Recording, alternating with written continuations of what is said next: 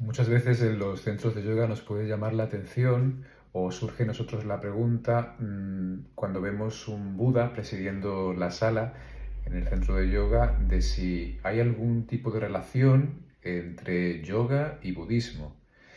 Pues la respuesta a esto sería que son tradiciones distintas, diferentes. El yoga nace en el seno del hinduismo.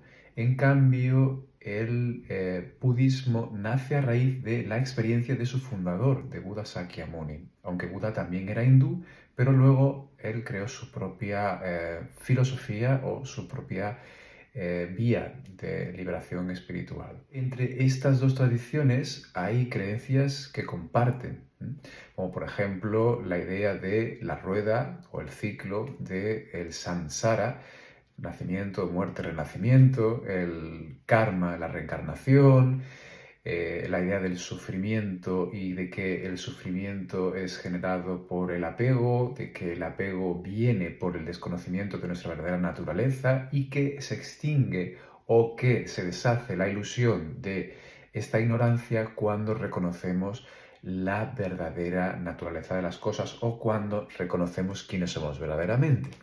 Y aquí es donde viene la diferencia entre estas dos tradiciones, es decir, la idea que se tiene acerca de la verdad última, de la realidad última de lo que somos. Por un lado, el yoga nos habla de una mónada espiritual, de un espíritu, de un alma, que en términos sánscritos se conoce como Atman o también el Purusha, ¿no?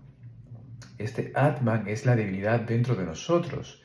Y este Atman es en esencia Brahman. Brahman sería lo absoluto, la realidad última o, para que lo entendáis, Dios. Pero tampoco podemos decir que es esa la definición correcta, sino la realidad absoluta.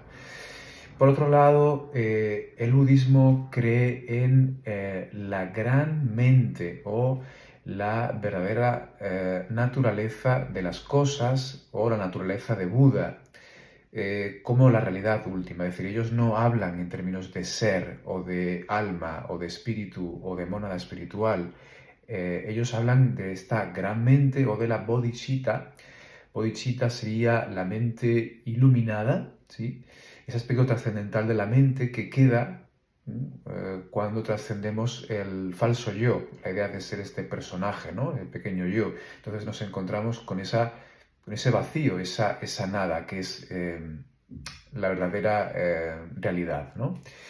Entonces, como veis, son tradiciones diferentes, pero luego sus métodos, sus metodologías son parecidas, son similares, como por ejemplo la concentración, la meditación, una práctica que purifique nuestra mente, como por ejemplo los 8 pasos de Patanjali, ¿no? Que son esa escalera yógica que va desde los yamas y niyamas, esos pasos purificatorios de esas actitudes o formas de comportamiento ético-morales que nos ayudan, ¿no?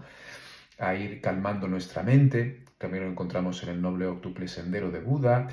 Entonces, hay metodología que es muy parecida, pero luego a la hora de referirnos a esa realidad última y cómo nos relacionamos con ella, hay que decir que son distintas, son diferentes. Entonces, esto es lo que puede crear confusión y debe de quedar claro a la hora de pues elegir o de entrar en una filosofía u otra, ¿no? Entonces, la meditación del yoga sería siempre una inclinación hacia el reconocimiento de eso que somos, en esencia ese Atman o ese Purusha, que es inafectado por nada, eternamente libre, perfecto, inmutable. Y para el budismo sería reconocer la verdadera naturaleza de la mente. Entonces, estamos hablando de que el budismo habla de mente y en el yoga decimos que la realidad última no tiene nada que ver con la mente, porque la mente es algo transitorio, insustancial, pasajero, siempre modificándose y cambiando, ¿eh? Eso no puede ser el ser para la visión del yoga o el Vedanta. Entonces, el ser es algo que siempre es libre, que siempre es perfecto, inmutable, dichoso y gozoso. En cambio, para el budismo no. El budismo no reconoce la idea de un alma, de un espíritu o de Dios. Por lo tanto, el yoga Vedanta es teísta, tiene ese aspecto teológico y el budismo no. Podemos decir que es ateo. ¿Mm? Entonces eso es lo que diferencia una filosofía de otra, pero al final la meta es la misma en los dos, es decir, la realidad última, esa experiencia tanto del yoga, que ellos en el yoga se habla de moksha, que es liberación, como en el budismo nirvana, que es la extinción, las dos llevan a la misma experiencia, es decir, a un estado de paz, amor, ecuanimidad, libertad y comprender la realidad tal y como es, ver las cosas tal y como son, ¿no? Más allá de la idea ficticia que tenemos de este personaje con el que nos identificamos y que no es real.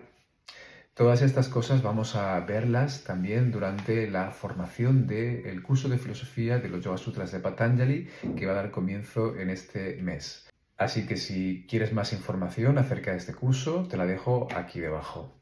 Om.